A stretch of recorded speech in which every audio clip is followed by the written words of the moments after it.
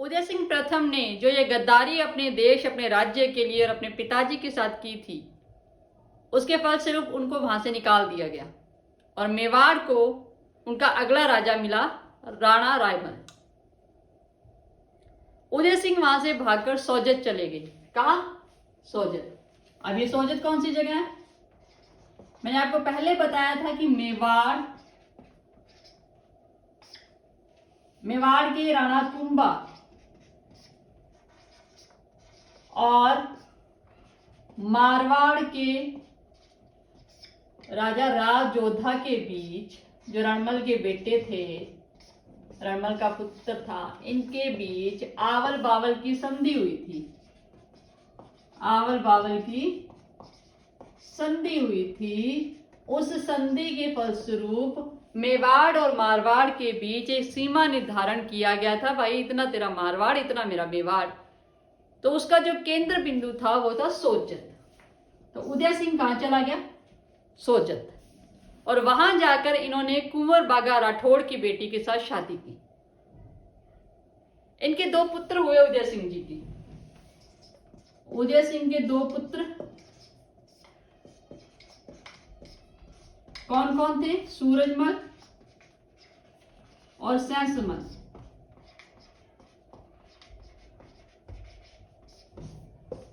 तत्कालीन मांडू में गयासुद्दीन का राज था।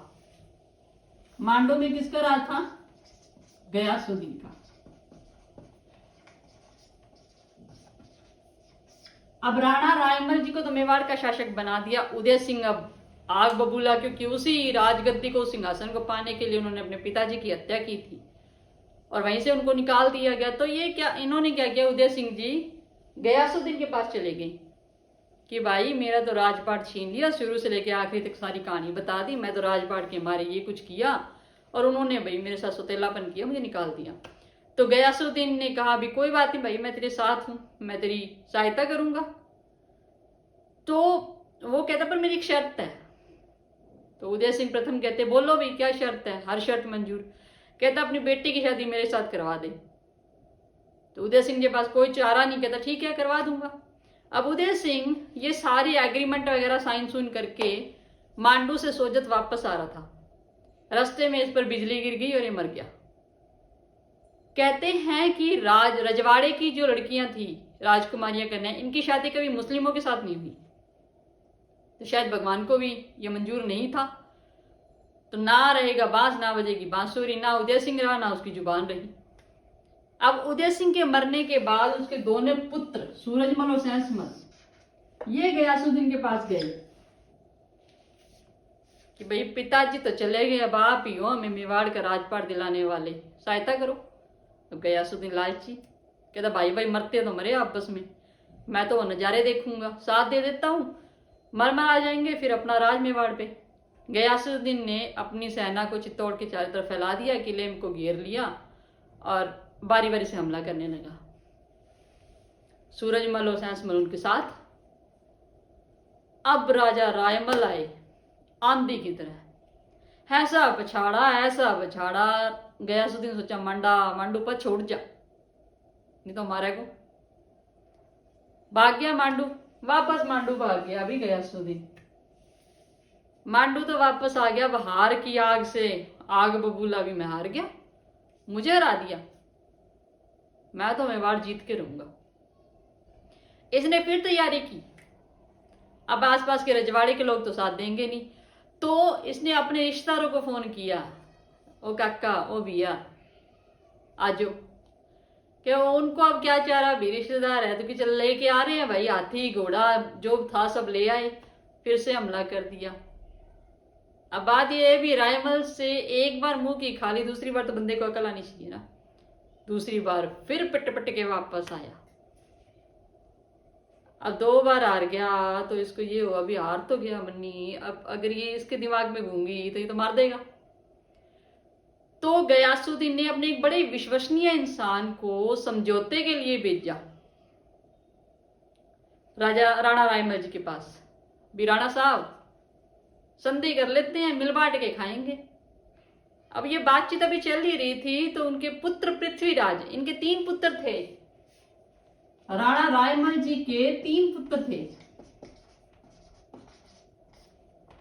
रायमल के 3 पुत्र थे, उनमें थे, एक तो थे पृथ्वीराज सिसोदिया, पृथ्वीराज सिसोदिया।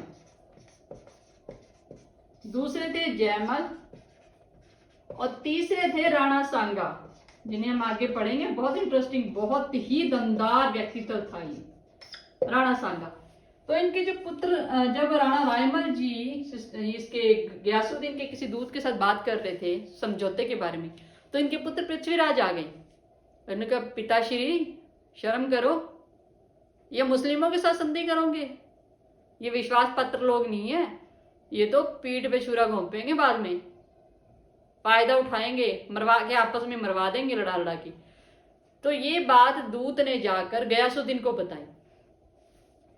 अब गयासुद्दीन फिर से आग बबूला, यार मेरे को इतना बुरा कह दिया, वो तो मेवाड़ पे वैसे ही खार खा रहा था, दोबारा फिर चढ़ गया।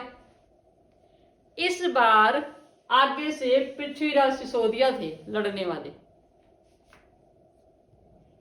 पृथ्वीराज सिसोदिया ने जब इनके साथ लड़ाई की, तो भाई इस बार तो ये गयासुद्दीन भी बड़ी तैयारी के साथ आया था, आसपास का सब इकट्ठा करके। तो इनकी लड़ाई बड़ी खतरनाक हुई, ना वो रुके। सूर्यास्त के बाद कहते हैं कि युद्ध किया नहीं जाता होता, युद्ध खत्म किया, अपने अपने डेरे पर घुस गए वापस।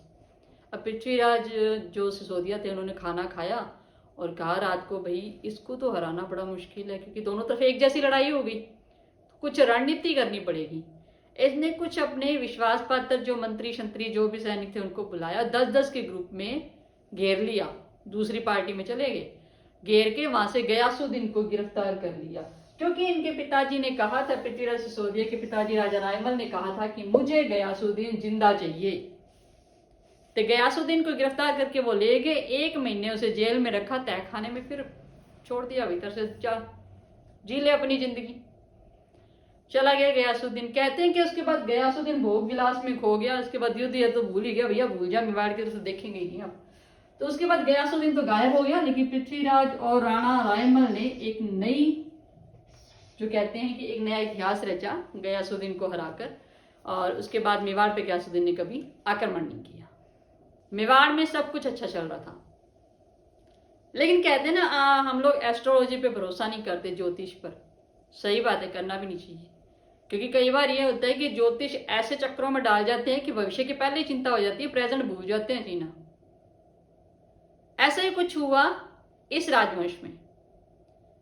राणा रायमल के 3 पुत्र जो मैंने आपको बताए थे, राणा रायमल के 3 पुत्र थे, राणा सांगा, पृथ्वीराज और जयमल। अब इनके दरबार में भाई एक ज्योतिष आया, ज्योतिष से पूछ लिया बातों में अगला राजा कौन होगा। तो कुंडलियां देख के ज्योतिष ने कह दिया, भाई बाकी के तो ग्रह नक्षत्र ठीक ठाक से हैं, लेकिन राणा सांगा अगले शासक होंगे।